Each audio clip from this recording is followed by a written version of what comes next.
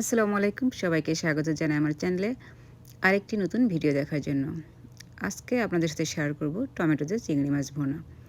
খুব অল্প মশলায় কিভাবে মজাদার চিংড়ি ভুনা করা যায় সেই রেসিপিটাই আপনাদের সাথে শেয়ার করব। আশা করছি আপনাদের কাছে ভালো লাগবে। তাহলে চলুন দেখে নেওয়া যাক কীভাবে আমি এই রান্নাটা করে থাকি। এখানে আমি 12 থেকে 14টি চিংড়ি মাছ ধুয়ে পরিষ্কার করে লবণ হলুদ মাখিয়ে নিয়েছি। আর এর সাথে আমার লাগবে একটি বড় পাকা টমেটো, সেটাও আমি চিকন করে কেটে নিয়েছি। আর একটি বড় সাইজের পেঁয়াজ কুচি করে কেটে নিয়েছি। আর বাকি উপকরণগুলো আমি রান্নার সময় বলে দিব। চলে যাচ্ছি মূল রান্নায়। প্রথমে চুলার উপর একটি ফ্রাইং প্যান বসিয়ে দিয়েছি। প্যান গরম হলে দিয়ে দিচ্ছি রান্নার তেল। প্রথমে যে কাজটি করতে হবে, মাছগুলো ভেজে নিতে হবে। চিংড়ি মাছ হালকা করে ভেজে রান্না করলে টেস্ট কিন্তু অনেক ভালো আসে। তেল গরম হলে আমি একে একে চিংড়ি মাছগুলো ফ্রাই প্যানের মধ্যে দিয়ে দিচ্ছি।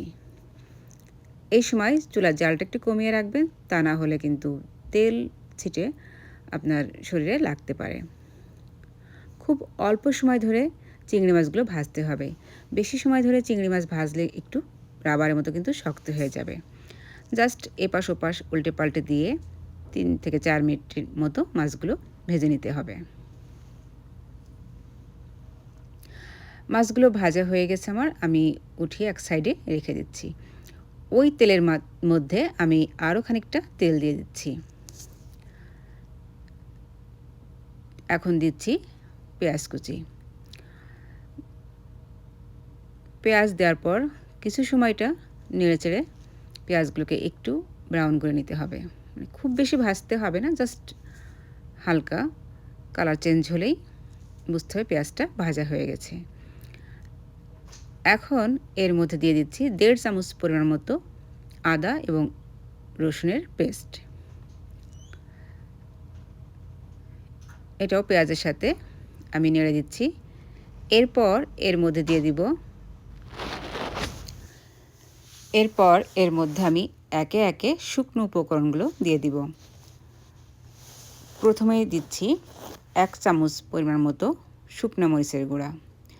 তবে ঝাল যে যেমন পছন্দ করবেন ঠিক সেই পরিমাণ অনুযায়ী দিয়ে দিবেন। তারপরে দিয়ে দিলাম 1 চামচ পরিমাণ মতো জিরার গুঁড়া, 1/2 চামচ হলুদের গুঁড়া এবং 1/2 চামচ ধনিয়ার গুঁড়া।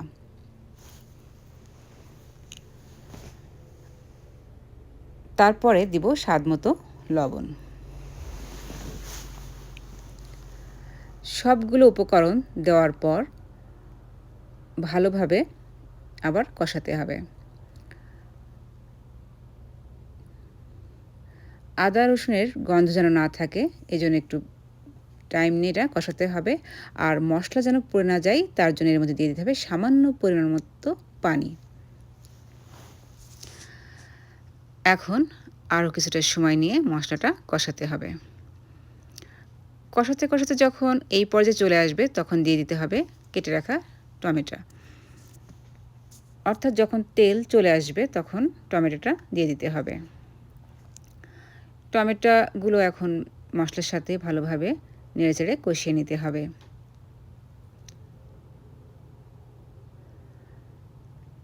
এই সময় চুলের জাল থাকবে একটু হাই হিটে।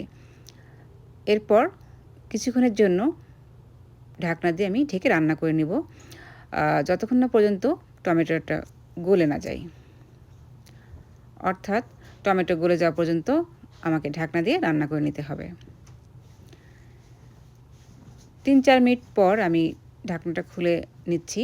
টমেটো অলমোস্ট গলে গেছে এবং তেলও কিন্তু ভেসে উঠেছে। আর মশলা যত কষানো যায়, তরকারির স্বাদও কিন্তু ততটাই বেড়ে যায়। এই পর্যায়ে এর মধ্যে আমি ভেজে রাখা চিংড়ি মাছগুলো দিয়ে দিব।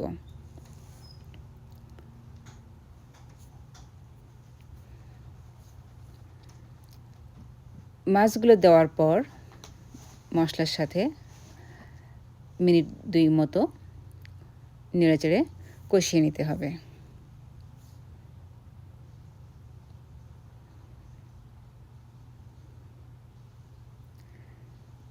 এই রান্নাটা করতে কিন্তু খুব বেশি সময় লাগে না, আর এটা খেতেও কিন্তু অত্যন্ত সুস্বাদু।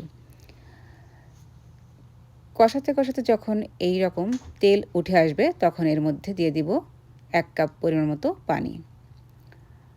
এই পানি দিয়েই আমার রান্নাটা হয়ে যাবে। তারপর ঢাকনা দিয়ে হাই হিটে 5 মিনিট মতো রান্না করে নেব। 5 মিনিট পর আমি ঢাকনাটা খুলে নিচ্ছি। চিংড়ি মাছ কিন্তু বেশিক্ষণ ধরে জাল দিয়ে রান্না করতে হয় না, তাহলে মাছ শক্ত হয়ে যায়। এই পর্যায়ে আমি লবণটা চেক করে নিলাম, সব ঠিক আছে।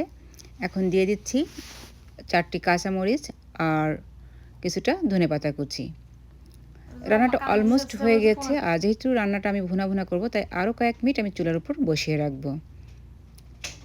3 থেকে 4 মিনিট পর দেখতেই পাচ্ছেন কত সুন্দর একটি কালার চলে এসেছে।